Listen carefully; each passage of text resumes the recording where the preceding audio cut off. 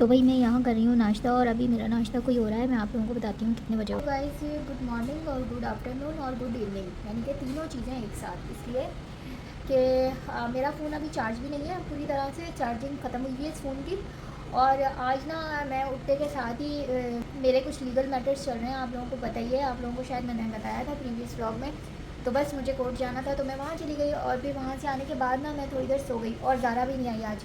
तो फिर घर का सारा काम शाम मैंने खुद ही किया, भाई आपकी बहन ने किया, सारे बर्तन वर्तन धोए, किचन विचन नीट एंड क्लीन किया। फिर उसके बाद नमाज़ पढ़ी है, फिर उसके बाद नमाज़ पढ़ने के बाद अपना और अब्दुल्ला का नाश्ता बनाया है।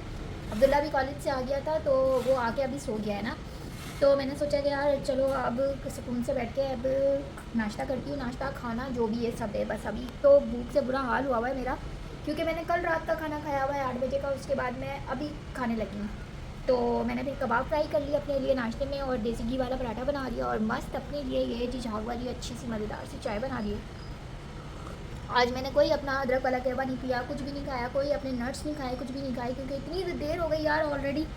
और ये जी मेरा देसी घी वाला पराठा और साथ में जी कबाब, 2 कबाब क्यों डाल के ले आई हूँ मैं।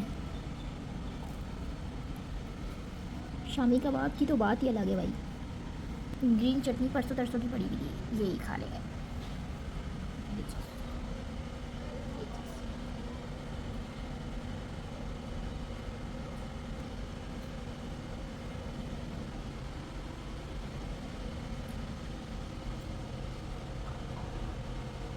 कसम से गाइस मेरी ना नींद पूरी नहीं होती उस दिन, जिस दिन मुझे कोर्ट जाना होता है। उस दिन मेरा दिमाग बहुत सारी चीज़ों में उलझा हुआ होता है, बहुत सारी चीज़ों में चल रहा होता है। और अभी भी जो व्लॉग मैं बना रही हूँ ना, पता नहीं कौन से जिगरे से बना रही हूँ, पता नहीं कौन सा दिल लेके बना रही हूँ। यानी कि मैं ना इतनी ज़्यादा अपसेट हूँ, इतनी ज़्यादा डाउन मेरी एनर्जी है, यानी कि ना होने के बराबर। सोचे बस जिस नमाज़ को ही दिल लगता है, नमाज तक ही दिल लगता है, उसके बाद जैसे ही नमाज से हटो फिर दिल। लेकिन बस आप लोगों के साथ जुड़ना है और आप लोगों के साथ बातें करनी है, तो मैं कैमरा उठा के और शुरू हो जाती हूँ आप लोगों के साथ बातें शातें करने। बस इतना ही, अदरवाइज़ आप यकीन करें दिल ना, मैं क्या बताऊँ, मैं एक्सप्लेन ही नहीं कर सकती इन वर्ड्स। बस अभी बस नाश्ता करते हैं यार चुप करके, फूटे फूटे लोग हैं हम, फूटे फूटे लोग।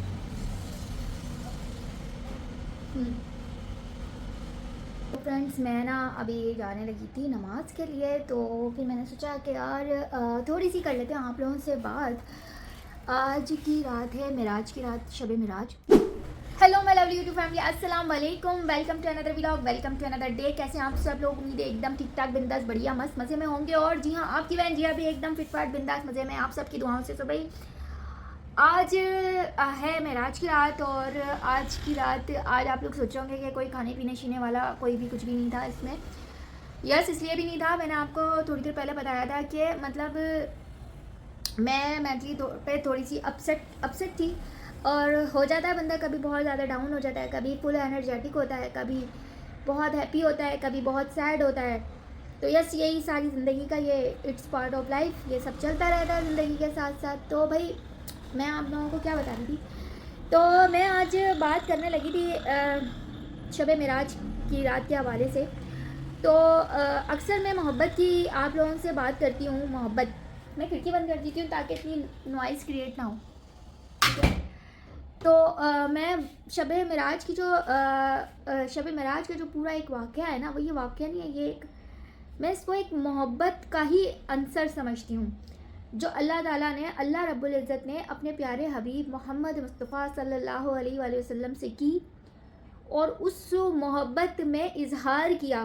कुछ लोग ये कहते हैं, सो कॉल्ड इंटेलेक्चुअल टाइप के लोग ये कहते हैं कि मोहब्बत में इजहार ज़रूरी नहीं है। अगर ज़रूरी ना होता तो अल्लाह रब्बुल इज़्ज़त अपने प्यारे हबीब मोहम्मद मुस्तफ़ा सल्लल्लाहु अलैहि वसल्लम से मोहब्बत का इजहार नहीं फरमाते।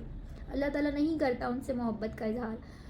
ये जो पूरा वाक़या है ना, ये बेस है मोहब्बत के इजहार पे, कि किस तरह से अपने प्यारे हबीब को उसने पूरे आलम की सैर कराई और पूरा आलम दिखा दिया, उसको 7वें आसमान तक पहुंचा दिया, जहां पर जिब्राइल के पर जलते हैं वहां तक रसाई अता कर दी अल्लाह ने अपने प्यारे महबूब रसूल को सल्लल्लाहु अलैहि वसल्लम।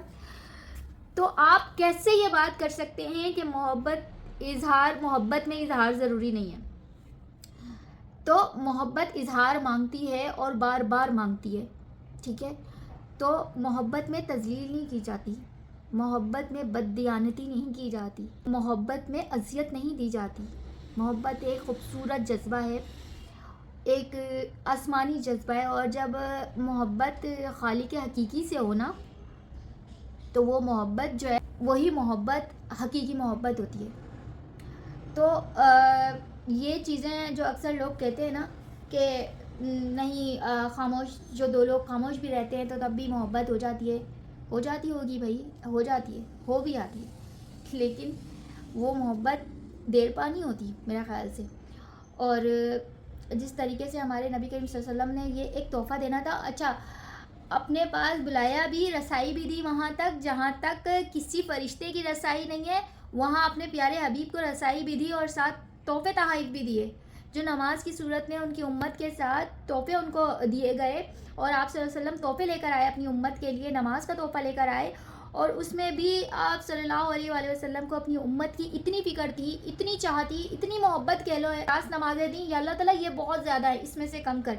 मूसा अलैहिस्सलाम ने जब आप सल्लल्लाहु अलैहि वसल्लम को कहा आप दोबारा तशरीफ़ ले जाएं और अल्लाह से कहें कि ये तुम्हारी उम्मत भार नहीं उठा सकेगी, इसको कम करवाएं, यह आपकी उम्मत भार नहीं उठा सकेगी, इसको कम करवाएं।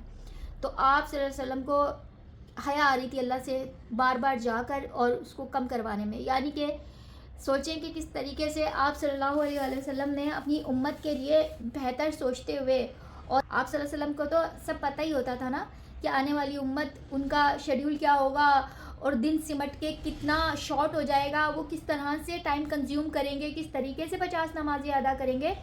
तो उन्होंने उस चीज़ को शॉर्ट करके 50 से 5 नमाज़ों की तरफ आ गए हम। तो हमसे अनफॉर्चुनेटली हम इतने कोई बदकिस्मत लोग हैं, बदकिस्मत उम्मत है कि हमसे तो 5 नमाज़ें भी नहीं पढ़ी जाती। तो सोचें अगर 50 फ़र्ज़ होती तो हमारा तो क्या ही हाल होना था, हमने तो सीधा सीधा मरते सीधा जहन्नुम में चले जाना था भाई। तो अल्लाह रब्बुल इज़्ज़त का लाख लाख हज़ार बार शुक्र अल्हम्दुलिल्लाह, जिसने इतनी प्यारी ज़िंदगी दी और जिसने उम्मत मोहम्मदिया में से पैदा किया, जिसने हमें मुसलमान होने का शर्फ दिया। लेकिन ये हमने तय करना है, हम मुसलमान तो हैं, लेकिन ये हमने तय करना है कि आया हम मोमिन भी हैं कि नहीं है। मोमिन किस तरह से होता है? मोमिन पूरी 5 नमाज़ें धड़ाधड़ सजदे मार के मोमिन नहीं होगा भाई। मोमिन होता है अपने मामलात को अल्लाह के बंदों के साथ आप फेयर रखें, अपने मामलात को अल्लाह के बंदों के साथ क्लियर रखें, वो इंसान मोमिन है। ऐसा नहीं हो सकता कि आपको सर्टिफिकेट मिल गया मुसलमान होने का और अब आप डायरेक्ट चले जाएंगे जन्नत में, तो नहीं, ऐसा नहीं होने वाला। आपने पूरा आपने अपना पेपर फिल करना है। दुनिया में आ गए हम तो हमने वो पूरा पेपर फिल करना है, उसमें हम अच्छे नंबर से पास होंगे तभी हम जा सकते हैं। यानी मुसलमान होना काफ़ी नहीं है, मुसलमान होने के साथ साथ मोमिन होना ज़रूरी है। मुसलमान होने के साथ साथ मोमिन होना ज़रूरी है, तो मुसलमान होना काफ़ी नहीं है।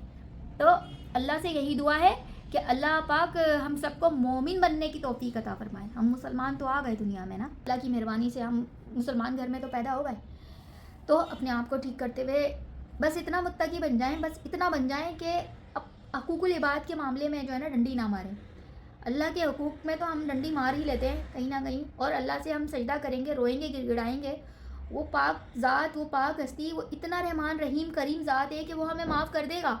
लेकिन जहाँ हमने हकूकुल इबाद में डंडी मार ली वहाँ खींच लेगा अल्लाह ताला। अल्लाह ताला नहीं भूलता, नहीं है अल्लाह ताला, अपने बंदों के बदले कभी नहीं भूलता, अपना बदला माफ़ कर देगा। आपने अल्लाह के हकूक़ में डंडी मार ली, नहीं आपने अल्लाह के हकूक़ अदा किया, अल्लाह माफ़ कर देगा। लेकिन जहाँ आपने बंदों के साथ हेरा फेरी की ना, बंदों को चूना लगाया ना, वहाँ अल्लाह ताला ने कहना आओ फिर इधर, वहाँ अल्लाह ताला ने नहीं बख्शना आपको। तो इसलिए हमें कोशिश करनी चाहिए कि अपने मामलात लोगों के साथ फेयर रखें, अपनी ज़ात से किसी को तकलीफ़ ना दें, आसानियाँ पैदा करें अल्लाह के बंदों के साथ। उन लोगों के लिए भी आसानी पैदा कर दें यार, जिन लोगों ने आपको तकलीफ़ दी है, जिन लोगों ने आपको बुरा कहा है, जिन लोगों ने आपका मजाक बनाया है, जिन लोगों ने आपको अजियत दी है, उन्हें भी माफ़ करके आप उनके लिए भी आसानी पैदा करने का सोचें, आप उनके लिए भी दुआएं खैर करें, आप उनके लिए भी भलाई का सोचें। तो ये है हुकूकुल इबाद। तो बस आज की छोटी सी प्यारी सी यही बात मुझे करनी थी शब मेराज की रात के हवाले से, कि मैं आप लोगों से कनेक्ट हो सकूं और अपना एक छोटी सी अपने दिल की बात कि मोहब्बत में इजहार इस तरह से ज़रूरी है। मोहब्बत में इजहार बहुत एक हेल्दी चीज़ है मोहब्बत के लिए। तो और एक नॉर्मल चीज़ है, स्टिग्मा बना लिया है ना कि नहीं मोहब्बत, ओहो ज़रूरी तो नहीं है कि इज़हार भी किया जाए, तो भाई इज़हार ज़रूरी है, ठीक है।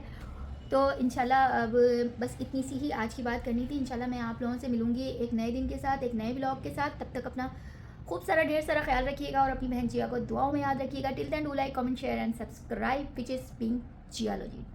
Tata bye bye.